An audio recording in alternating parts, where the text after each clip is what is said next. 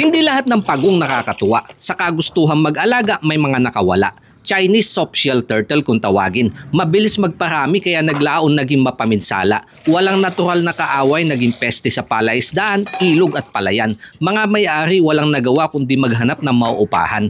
Tao naging kaagapay pagdami nila mapigilan. Naglaon na hanapan ng paraan pwedeng pagkakitaan o kaya pang laman tiyan. Lalo na sa gantong luto na nagmamantika, panalo din sa pulutan. Lambot ho.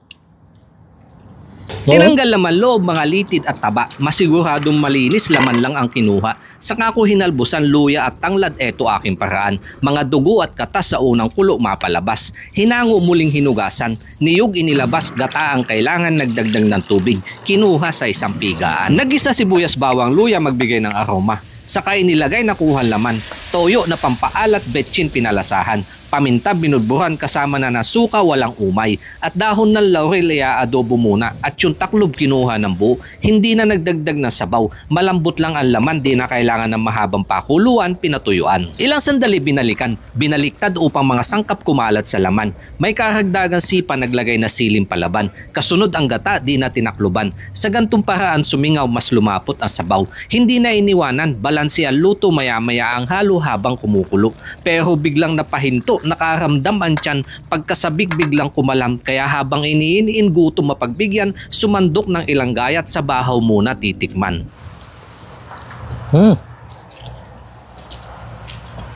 Ang lambot ho ng kanyang karne. Tsaka ito yung kanyang pinakabalat to. Para siyang litid. Ang sarap. Wala ka ng malalasahang lansa. Ang nangingibabaw yung tamis ng nyug, anghang, na may kaunting asin.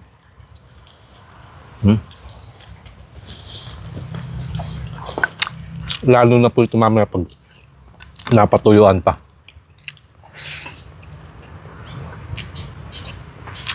May nagutok ng kanyang balat. Sarap. Masaya na ang tiyan ng ito ay magkalaman, kaya nang mahimasmasan hinango yung naiwan. Kapag gantong nagmamantika ay mahaba-haba ang kwentuhan, ibuhos na ambir, mapalamig ng yelo. Pwede mo din itong subukan. Pinasarap sa simpleng paraan, saka tawagin ang tropa upang ang peste magkaroon ng silbi. Dito naman po tayo mga kanain sa pampainit. Tingnan po yung kanyang balat to. Umaagos na yung mantika.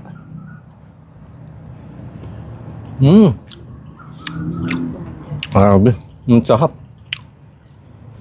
Ang lambot ng kanyang laman, tsaka yung balat.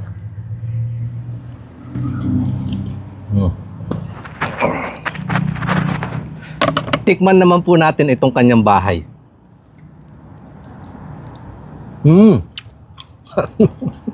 Ang lambot ho. Pwede mo na siyang punitin.